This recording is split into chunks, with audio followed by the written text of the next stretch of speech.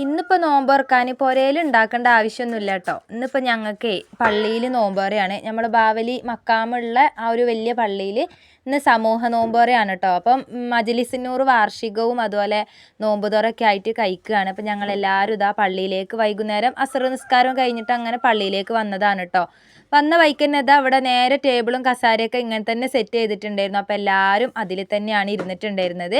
പിന്നെ മജ്‌ലിസുന്നൂറും കാര്യങ്ങളൊക്കെ കഴിഞ്ഞു ഏകദേശം ബാങ്ക് കൊടുക്കാനുള്ള ആ ഒരു സമയമായപ്പോഴത്തേക്കും ഇതാ എല്ലാവർക്കും ഇതാ ഓരോ കുപ്പി വെള്ളം, അതുപോലെ ഫ്രൂട്ട്സ്, പിന്നെ പൊരിക്കടികൾ, പിന്നെ കണ്ടെയ്നറിൽ ചിക്കൻ ബിരിയാണി ഒക്കെ ആയിരുന്നു കേട്ടോ. പിന്നെ എന്താണ് പിസ്ത കലക്കിയതുണ്ടായിരുന്നു, അതുപോലെ പാൽച്ചായ എല്ലാം ഉണ്ടായിരുന്നു കേട്ടോ. അപ്പോൾ നമ്മൾ നോമ്പ് തുറക്കൽ അവിടുന്ന് തുറക്കും, അത് കഴിഞ്ഞിട്ട് അവിടുന്ന് കഴിക്കണവർക്ക് അവിടുന്ന് കഴിക്കാം, അല്ലാതെ കണ്ടെയ്നറിൽ ചോറ് വീട്ടിലേക്ക് കൊണ്ടുവരികയാണെങ്കിൽ അങ്ങനെ കൊണ്ടുവരും ചെയ്യാം കേട്ടോ.